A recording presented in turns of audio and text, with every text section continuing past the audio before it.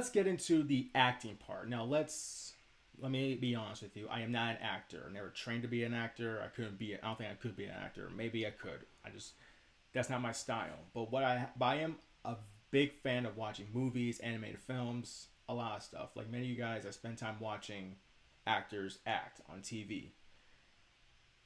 And black men wearing dresses, or just men in general wearing dresses, it's not just a film thing, okay? Remember that. Harry Styles wore a dress for Vogue magazine. But in film, Robin Williams wore a dress. Jared Leto wore a dress. Tim Curry, Ed Wood, Willem Dafoe, and I'm sure plenty of others. And understand when I say that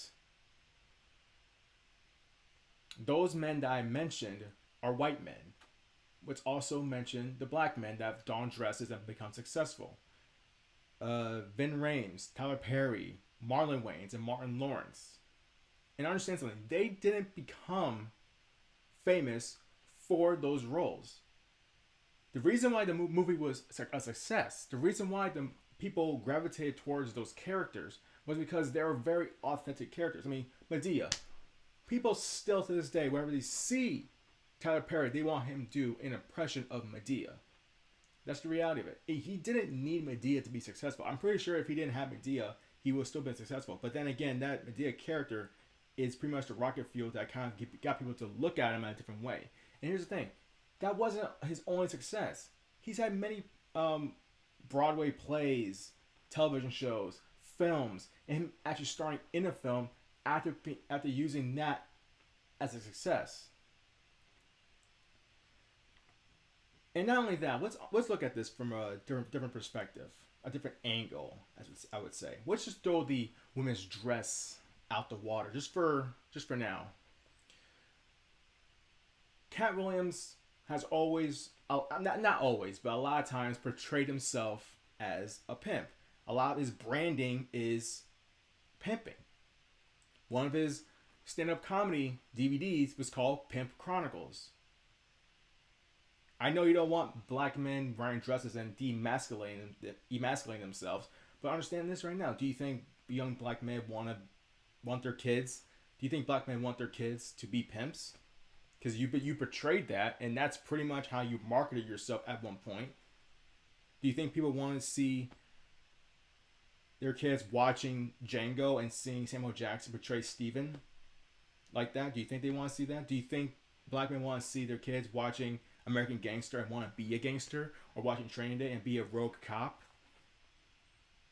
Understand something. Acting is not just showing up on set and saying a bunch of words and eventually you go home. No, you have to do the necessary homework and you have to put in the effort to become that character.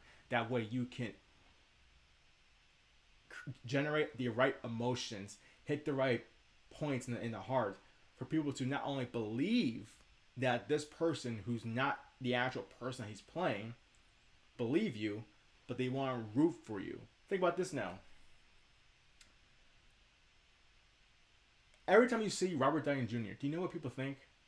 Iron Man. Do you know what people think when they see Hugh Jackman? They don't think Real Steel, that movie with the robots. They think Wolverine. Do you know, I mean, hell, Josh Peck is still remembered for his 3 seasons on Drake and Josh. And that ended like 2 decades ago. You can't limit an actor's desire to test his or her range. Horror, action, science fiction, drama, and thriller. These individuals, some of them don't want to be known for one thing. A lot of people want to take those chances to be something else. To let them know that, hey, I not only can do comedy, I can do action, I can do horror, I can do noir, I can do all these range of things. And not only that, it increases their value for the next project. It makes them be able to work with a Quentin Tarantino, Martin Scorsese, Ryan Coogler, Steven Spielberg, whoever, Angelina Jolie, any director they want. It widens their range, which means it opens their pockets, which makes them a further asset to the Hollywood industry, which a lot of people have criticized for. Now, look, again, this always comes back to homosexuality and the uncomfortable it makes people. Understand something. You're that's you. You can't expect other people to follow your lead because again, if everybody followed the same pathway to success, then are we really branching ourselves out and you know putting our toes into every different pool that there is in different categories of life? We're not. We're just hot. We're just sheltering ourselves. You putting on a dress for an acting role does not make you less of a man because we're going to see you playing a role that's different than you are. Hell, it might make you more attractive for more big time roles. I mean, hell, Ice Cube started out as a rapper and then he went into roles that presented himself as a tough guy, as a guy that you don't want to mess with. And then he did Are We There Yet, which presented him more of as a family man, which is a big contrast to what we've always known him as.